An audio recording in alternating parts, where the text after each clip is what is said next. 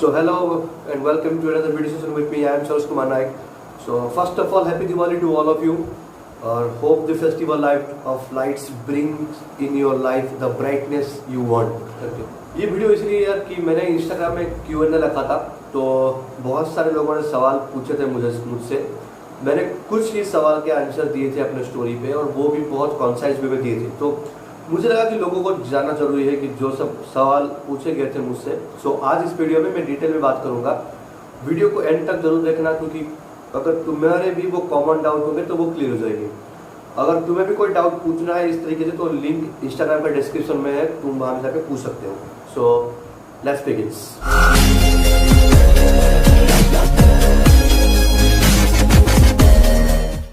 The first question is organic chemistry, specially GOC. So मैंने पहले ही कहा था GOC is the core of organic chemistry. अगर वो तुम्हें समझ में आ जाएगी तो organic is a cake walk for you. So कैसे करें ऑर्गेनिक केमिस्ट्री को, तो वहाँ पे मैंने कॉन्सेप्ट में कहा था, आज यहाँ पे मैं फुल कहूँगा। सुनो, ऑर्गेनिक केमिस्ट्री एक बहुत मेजर रोल प्ले करता है तुम्हारे नीट और जेई के एग्जाम में, क्योंकि वहाँ क्वेश्चन जिस तरह के आते हैं ना, तो वो तुम फटाफट कर पाओगे। तुम्हारे दो फायदे होंगे, तुम्हारा टाइम भी बच जाएगा और मार्क भी वहाँ पे आएंगे। मैंने ऑर्गेनिक के सारे सवाल सही थे, जेई में भी और नीट में भी, क्योंकि मैंने ऑर्गेनिक अच्छे से पढ़ा था। फर्स्ट तो सुनो, जब भी तुम ऑर्गेनिक पढ़ रहे हो, try to solve it mechanism wise उसको सॉल्व करने की कोशिश करो, क्योंकि शॉर्टकट मत ढूंढो। फर्स्ट जब तुम पढ़ रहे हो तो मैकेनिज्म वाइज सॉल्व करने की कोशिश करो, क्योंकि उससे तुम्हारा क्या होगा, अंडरस्टैंडिंग बिल्डअप होगा, तुम्हें फील आएगा एक सवाल को किस तरीके से अप्रोच करना चाहिए। फर्स्ट 2-3 बार अगर तुम पूरे मैकेनिज्म वाइज उसको सॉल्व करोगे ना, तो उसके बाद तुम्हारे कंटिन्यू प्रैक्टिस के बाद वो तुम फटाफट तुम्हारे माइंड में ही वो मैकेनिज्म हो जाएगा। क्योंकि इस साल तो आसान था, पर पिछले 2-3 साल से नीट में एक मैकेनिज्म वाइज सवाल जरूर पूछ रहा है, और जेई तो मैं तो हर साल पूछता ही है। तो वो तुम्हारे लिए एक एडवांटेज भी हो, क्योंकि जिस तरह का कॉम्पिटिशन इंक्रीज हो रहा है ना, एक भी सवाल तुम नहीं छोड़ सकते। इसीलिए मैं 2 टिप कहूँगा ऑर्गेनिक केमिस्ट्री के लिए। First of all, try to solve as many questions as you can. तुम जितने भी सवाल सॉल्व कर पा रहे हो उतना करो, क्योंकि तुम्हारी स्पीड भी इंक्रीज होगी और तुम्हें अच्छे से समझ में आएगा। क्योंकि ऑर्गेनिक केमिस्ट्री प्रैक्टिस से ही इंप्रूव होती है, ना कि बार बार वो थ्योरी पढ़ने के लिए। उसमें तो थ्योरी है ही नहीं, कुछ नेम रिएक्शन है जो तुम्हें याद रखनी पड़ेगी। अगर तुम चाहो तो मैं इंस्टाग्राम में भी वो डाल दूंगा, सारे के सारे नेम रिएक्शंस। तो नेम रिएक्शंस की जरूरत पड़ेगी, उसको रटना पड़ेगा, और बाकी सब मैकेनिज्म वाइज ही हो जाएगा। अगर तुम किसी इंस्टीट्यूट में इन्वॉल्व हो तो उनके मॉड्यूल्स पे मैकेनिज्म वाइज सारे के सारे दिए रहे होते हैं। अगर तुम नहीं हो तो नेट से भी तुम ढूंढ सकते हो, और एनसीईआरटी को इग्नोर नहीं करना है। तो ये है, बहुत सारे सवाल प्रैक्टिस करने हैं, मैकेनिज्म वाइज करने हैं, और एनसीईआरटी भी पढ़नी है। तो that's all for organic chemistry. So let's move to second question. Second question is how to approach inorganic chemistry and biology. तो सुनो, आज सुबह ही मेरे कॉलोनी में एक बच्चा प्रिपेयर कर रहा है नीट, तो उसने मुझे यही सवाल पूछा कि इनऑर्गेनिक मेरी याद नहीं रहती। तो मैंने उसको एक क्वेश्चन पूछा कि तूने कितनी बार इनऑर्गेनिक की एनसीईआरटी पढ़ी है? तो उसने बोला 2 बार। तब मुझे इतना गुस्सा आया, मैं बता रहा हूँ। देखो, तुम्हें एक डाटा देता हूँ भैया, तुम्हें इनऑर्गेनिक और बायोलॉजी के हर एक चैप्टर को मोर देन 20 टाइम्स पढ़ना है। अगर नहीं पढ़ पा रहे हो तो मोर देन 15 टाइम्स तुम्हें पढ़ना ही है। देखो, अगर तुम लेस देन 15 टाइम्स पढ़ोगे तो तुम्हारा याद नहीं रहेगा। I can bet on it, तुम्हारा याद नहीं रहेगा। अगर तुम 20 टाइम्स से ज़्यादा पढ़ते हो ना, तो उसका एक फ़ायदा मैं बताता हूँ कि एंड में जाके ना तुम्हें बहुत फ़ायदा होगा। कैसे? देखो, तुम एंड में ना तुम्हें सिंपल एनसीईआरटी के सवाल ही मिलेंगे नीट में, तो वो तुम्हारा जल्दी हो जाएगा। तुमने 20 बार ज़्यादा पढ़ा है, तुम्हारे माइंड में वो बिल्कुल प्रिंट होकर तो प्रिंट होकर रह चुका है। तो वहाँ पर तुम्हें टाइम भी सेव होगा और तुम्हारे मार्क्स भी इंप्रूव होंगे। तो मैं बता रहा हूँ, एक देखो, तुम अगर किसी टॉपर का इंटरव्यू देख रहे हो और वो बता रहा है कि मैं 2-3 बार ही एनसीईआरटी पढ़ा हूँ, और तुम वहाँ से इन्फ्लुएंस हो रहे हो, तो तुम गलत ट्रैक पे हो। एक बात सुनो, हर एक टॉपर, मेजॉरिटी टॉपर 12th में बनते हैं या फिर 1 साल ड्रॉप लेके बनते हैं। तो वो लोग 11th से प्रिपरेशन शुरू करते हैं, और कुछ लोग 10th और 9th से प्रिपरेशन शुरू करते हैं। तो एक बात मुझे बताओ, अगर एक बंदा 3 साल या फिर 2 साल 4 साल नीट के लिए प्रिपेयर करता है, क्या उसने इनऑर्गेनिक और बायो की एनसीईआरटी से 3 से 4 बार पढ़ी होगी? थिंक इन योर माइंड, क्या ये सच बोल रहा है? मैं ये नहीं बोल रहा हूँ कि सेटअप गलत बोल रहे हैं, पर ये डाटा मुझे कहीं ना कहीं गलत लग रहा है। क्योंकि तुम एक बार सोचो, एक एवरेज बच्चा जो जो नीट में क्वालिफाई करता है ना, वो मोर देन 10 टाइम्स पढ़ता है, और जो टॉप कर रहे हैं ना, वो 2-3 बार पढ़ रहे हैं।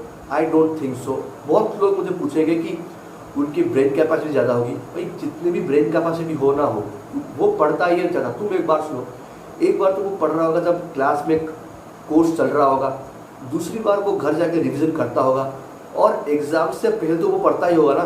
तो वो कितने एग्ज़ाम देगा वो 2-4 साल में, तो कितने टाइम्स उसने एनसीईआरटी पढ़ी होगी। तो ये बात याद रखो कि 20 बार ज़्यादा पढ़ना ही होगा, वो भी पढ़ा था, ठीक है।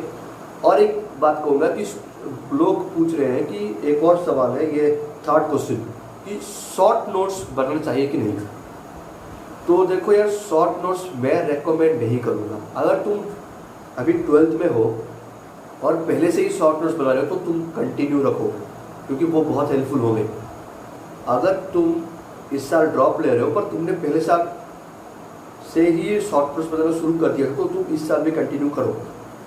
पर अगर तुमने कुछ नहीं करा था, अब शॉर्ट नोट्स बनाने की कोशिश कर रहे हो, तो मत करो, फंस जाओगे तुम, कंप्लीट नहीं हो पाएगा तुम्हारा। मैंने तो नहीं किया था, क्योंकि मुझे पूरे 1 साल और ये 4 महीने मिले थे, फिर भी मैंने नहीं किया था, क्योंकि वो मुझे बोरिंग लगता था। किया यार, मतलब बार बार उसको लिखो फिर उसको पढ़ो, it's quite boring for me. तो मैंने एक टेक्निक आज मैं नहीं बता रहा हूँ तुम्हें, ये पेन्स होते ना ऐसे, तो मैंने इस टाइप के मेरे पास 3-4 पेन्स थे, तो उसमें ना मैं मार्क करता था। अगर कुछ हार्ड आ गया तो उसको एक कलर में, कुछ मतलब थोड़ा सा हार्ड है तो उसको एक और कलर में, जो बहुत ही इंपॉर्टेंट तो उसको सर्किल करता था, ऐसे पढ़ता था मैं। तो क्या है ना, एक जब तुम रीडिंग कर रहे हो तभी तुम्हारे सामने सब एक बार फ्लैश होकर चला जाएगा, तो वो एक बहुत हेल्पफुल हो गए। You can try that out. So let's move to 4th question. So कितने टेस्ट देने चाहिए हमें, ये एक बात पूछ रहा है, मतलब एस्पेक्ट ने पूछा है कि कितना टेस्ट देना चाहिए।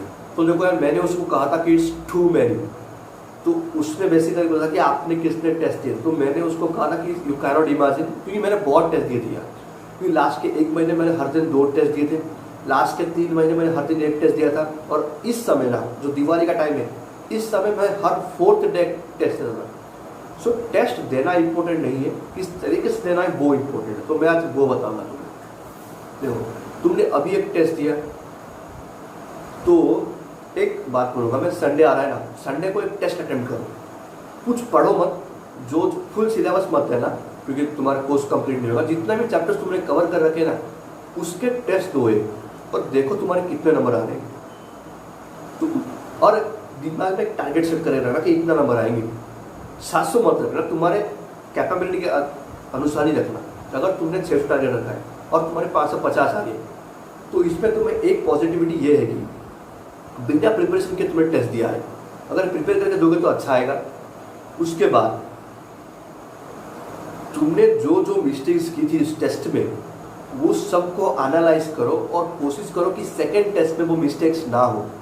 तो क्या एक्सपीरियंस एक चीज़ होती है ना, जो कि बाजार में नहीं मिलता। एक्सपीरियंस सबसे ऊपर होती है, और वही एक्सपीरियंस को तुम्हें अपने अंदर महसूस करना है, उसको अप्लाई करना है राइट टाइम पे। देखो, लास्ट नीट में जो मेरा नहीं हुआ था ना, तो उस समय मैंने गलती क्या की थी ना, उस साल मैंने टेस्ट नहीं दिए थे, तो मेरा प्रैक्टिस कम था। तो इसीलिए मैंने इस साल बहुत टेस्ट दिया, क्योंकि मैं उस प्रॉब्लम को ओवरकम करना चाहता था। और एक बार जब मैं नीट का पेपर देने बैठा था ना लास्ट ईयर, तब बायोलॉजी में मेरा बहुत टाइम वेस्ट हो गया था, और फिजिक्स मेरा वीक था, तो वहाँ पर मुझे टाइम ही नहीं मिला कंप्लीट करने के लिए। तो इस बार मैं जब घर से निकला, तो यही माइंडसेट के साथ निकला था कि पेपर को बहुत स्पीड अटेम्प्ट करना है मुझे, बायोलॉजी को हर एक क्वेश्चन को रिपीट नहीं करना है, दूसरी बार नहीं देखना है। एक बार पढ़ा, आधा करता नहीं है तो एंड में देखने के लिए मैं छोड़ देता हूँ। इससे करते मैंने 3 सवाल छोड़े थे, और 87 क्वेश्चन मेरे 25 मिनट्स पे विद OMR फिलिंग हो गया था। उससे मेरा कॉन्फिडेंस बिल्डअप हुआ। तो जो जो मिस्टेक्स मैंने उस नीट में की थी, इस नीट में मैंने वो मिस्टेक्स नहीं की है। The result is in front of my. So इसीलिए बता रहा हूँ कि तुम अपने आप को एनालिसिस करो कि तुम कौन से स्टेज में हो। अगर तुम सही फ्रीक्वेंसी के साथ टेस्ट अटेम्प्ट कर पा रहे हो तो तुम जरूर करो। अगर नहीं कर पा रहे हो, अगर तुम सिर्फ अपने कोचिंग का ही एग्ज़ाम दे रहे हो, तो वो तुम दे सकते हो। क्योंकि मैंने एक एडवांटेज मिला मुझे कि इस समय ना मेरा पेपर 3 घंटे में भी ख़त्म नहीं हो पा रहा था। बहुत मतलब 180 क्वेश्चन भी नहीं पढ़ पा रहा था, इतना स्लो था। सो टेस्ट दे रहे थे, एंड में with OMR filling with revision मेरा 2 आवर 45 मिनट्स में कंप्लीट हो जाता था, और नीट में तो मेरा 2 आवर 25 मिनट्स में कंप्लीट हो गया। तो यही एक फ़ायदा है टेस्ट देने से। So let's move to another question. My physics concepts are not clear. So यार एक बात सुनो, ये एक मेजर प्रॉब्लम है जो लोग फेस कर रहे हैं नीट के प्रिपरेशन के टाइम। तो मैं तुम्हें बताता हूँ, ध्यान से सुनो।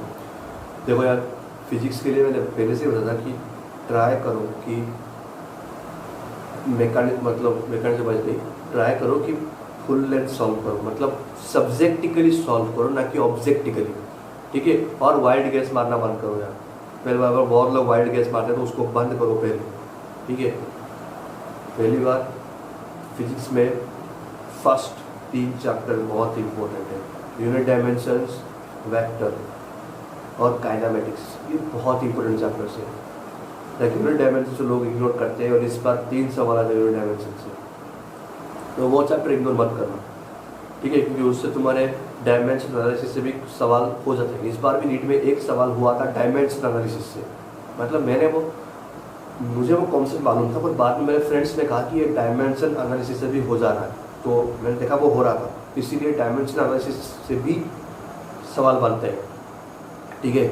और तुम ट्राई करो कि सब्जेक्टिकली करें। तो बुक्स में कहूँगा, अगर तुम DC पांडे फॉलो करते हो तो बहुत बढ़िया, क्योंकि वहाँ पे बहुत सारे सवाल दिए हुए होंगे। अगर तुम HC वर्मा सर की बुक भी फॉलो करते हो तो इट्स फैंटास्टिक, क्योंकि वो बुक मैं लोगों को रेकमेंड नहीं करता हूँ बेसिकली, क्योंकि वो सॉल्व नहीं करते हैं लोग। मुझे पूछते हैं कि कौन सा बुक फॉलो करना चाहिए, मैं बता देता हूँ HC वर्मा करो, वो नहीं करते हैं, उनको टफ लगता है, इसलिए मैं बताता ही नहीं हूँ HC वर्मा। अगर तुम्हें जेन्युइनली फील होता है, अगर तुम सॉल्व करने के कैपेबल हो, तभी तुम HC वर्मा सॉल्व करो, वरना मत करो, तुम डिमोटिवेट हो जाओगे। इसलिए मैं HC वर्मा लोगों को रेकमेंड नहीं करता हूँ। जो लोग डीप पढ़ना चाहते हैं फिजिक्स, जिनको अच्छा लगता है, वो HC वर्मा जरूर पढ़े, क्योंकि उनके लिए उससे अच्छा बुक नहीं मिलेगा मार्केट में। और जो लोग थ्योरी इतना अच्छा नहीं लगता, या फिर थोड़े से टफ न्यूमेरिकल नहीं हो रहे हैं, तो वो लोग DC पांडे नीट वर्सन करें, not JEE version, NEET version करें, उसमें अच्छा सवाल रहते हैं। So let's move to another question. Question is, क्या सेल्फ प्रिपरेशन से नीट क्रैक हो सकता? सो यार, यह खड़ा हूँ मैं, ठीक है, मैंने कोई प्रिपरेशन नहीं की थी, मैं सिर्फ फिजिक्स कोचिंग गया था और केमिस्ट्री और बायो खुद प्रिपेयर किए, तो इट्स पॉसिबल, ओके। यहाँ पे मैं एक और मिसकंसेप्शन क्लियर करता हूँ लोगों की, ठीक है। देखो यार, लोग टॉपर की एंट्री में देखते हैं, वहाँ पे वो बोलते हैं कि उन्होंने सिर्फ NCERT पढ़ी थी और कुछ भी नहीं पढ़ा था, ठीक है। तो कुछ टॉपर्स ने कहा था कि वो पढ़े थे, पर बहुत सारे टॉपर्स ये कहते हैं कि उन्होंने सिर्फ NCERT पढ़ी थी। तो एक डाटा में और तुम्हारे सामने यहाँ पे होगा, तुम खुद सोच रहे हो उसके बारे में। देखो, वो लोग जिस कोचिंग के होते हैं वो वहाँ पर भी टॉप मार रहे होते हैं। अगर और एलन आकाश जैसे बड़े बड़े इंस्टीट्यूट में सिर्फ 300 मार्क्स उनके मटेरियल से हो, मतलब NCERT से होंगे, या फिर 280 300 मार्क्स, 60 से 80 मार्क तुम्हारे मॉड्यूल से होंगे उनके, और मॉड्यूल से ही होंगे, और प्रीवियस क्वेश्चन से होंगे। तो अगर वो लोग वहाँ पे टॉप मार रहे हैं, इसका मतलब वो मॉड्यूल्स भी पढ़ रहे हैं, ठीक है। इसीलिए मैं बता रहा हूँ कि मैंने कुछ चैप्टर्स से बोले, जैसे ह्यूमन फिजियोलॉजी हो गया, प्लांट फिजियोलॉजी के जो रेस्पिरेशन चार्ट वगैरह हो गया, फिर बायोटेक्नोलॉजी हो गया, जेनेटिक्स हो गया, ये सब तुम बाहर से पढ़ना चाहिए तुम्हें। मैं रेकमेंड करूँगा कि पढ़ना चाहिए। अगर तुम नहीं पढ़ रहे हो तो हो जाएगा, पर पढ़ना चाहिए, क्योंकि अगर 2-3 सवाल आ गए ना, इस बार से 1-2 सवाल आए थे कंट्रोवर्शियल क्वेश्चंस जो मेरे सही हो गए थे, क्योंकि मैंने वो बाहर से पढ़ा था, ठीक है।